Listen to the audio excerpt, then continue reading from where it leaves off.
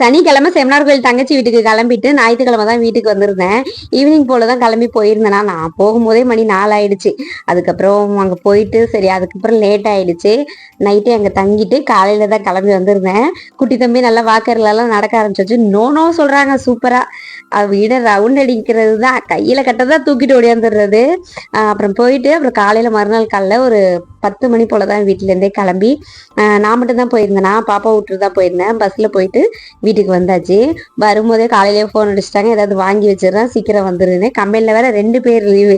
வந்த வேகத்துக்கு கரகரன்னு மட்டனை வேக வச்சுட்டு பிரியாணி செஞ்சாதான் கொஞ்சம் ஈஸியா இருக்கணும், பெரிய வெங்காயமா வாங்கிட்டு வர சொல்லியிருந்தேன். பாப்பாட்ட கொஞ்சம் அரிஞ்சு கொடுப்பாப்பான்னு சொல்லியிருந்தேன். பிரியாணிக்கும் அவளே அரிஞ்சு கொடுத்துட்டா, பச்சடிக்கும் அவளே அரிஞ்சு வச்சுட்டா. அதனால எனக்கு கொஞ்சம் ஈஸியா இருந்துச்சு. நான் முத நாள் போகும்போது சாதம் வடிச்சு வச்சுட்டு போயிருந்தேன். அந்த சாதம் அப்படியே இருந்துச்சு. சரினா அதுக்காக அவங்க சாப்பிட்றதுக்கு கொஞ்சமா கருவாடை வறுத்து அவங்களுக்கு கொடுத்துட்டு மட்டன் பிரியாணி ரெடி பண்ணிட்டு இருந்தேன். அவங்களுக்கு கருவாடும் பழைய சாதத்தையும் வச்சுட்டு பாப்பாவுக்கு வரும்போதே ஒரு பிரெட் பாக்கெட் வாங்கிட்டு வந்தேன்னா அதை ரோஸ்ட் பண்ணி அவள்கிட்ட கொடுத்துட்டு பிரியாணி செஞ்சுட்டு இருந்தேன். பிரியாணி பாஸ்மதி ரைஸ்ல தான் செஞ்சுட்டு இருந்தேன். ஒரு இடத்துக்கு போனோம்னா ஒரு 4 நாள் தங்கணும் வந்தோம்லாம் இருக்க முடியாது. போனோமா பார்த்தோமா வந்துடணும். இந்த ஒரு சூழ்நிலை கூட ஒரு நேரத்துல கஷ்டமா தான் இருக்கு. போனோமா வந்தோமான்னு இருக்கிற மாதிரி இருக்கு அப்படின்ட்டு. என்ன பண்றது, நமக்கும் வேலை இருக்கு, வேலையையும் பார்க்கணும் இல்லையா. எவ்வளவுதான் புதுசு புதுசா குக்கர் வாங்கினாலும் பழச விட மாட்டோம். கை போனது காது போனது. இந்த குக்கர் தான் நம்ம வீட்டுல இருக்கோம்.